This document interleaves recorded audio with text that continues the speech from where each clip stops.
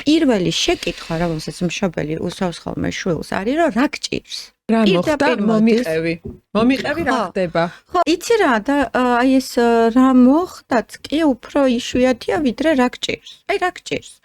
და ხშირად ვუბრუნებ ხოლმე და ვეუბნები რომ აი ხა მე რა თქვენ გთხოვოთ რომ მოდი ახლა მითხარი რა გჭირს, რას მეტყვით და ადამიანის დასრული ადამიანი, რომელსაც არანაირი ვერბალური პრობლემა არ აქვს, გადმოსცეს, რა ვიცი, მე ყველაფერს მოგიყვება, უცებ შეშლება მეუბნები რომ არ ვიცი, რა მჭირს.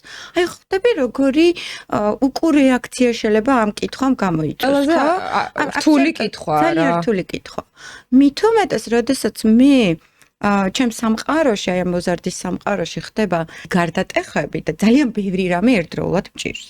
ანუ იცვლება ჩემი სხეულის ფორმები, იცვლება ჩემი ჰორმონალური ფონი, იცვლება ჩემი თავის ტვინის ბიოქიმია, იცვლება ჩემი შეხედულებები.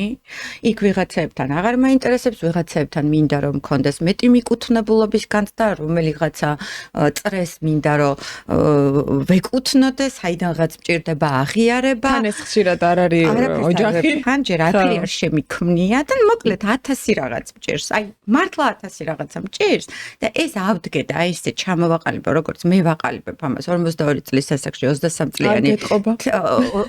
წლიანი პროფესიული პრაქტიკის შედეგად შეუძლებელია. შეუძლებელია, ვიდრე დიდი კაცები მოდიან თერაპიაში და ისინი ვერ მიყვებიან რა ჭირთ.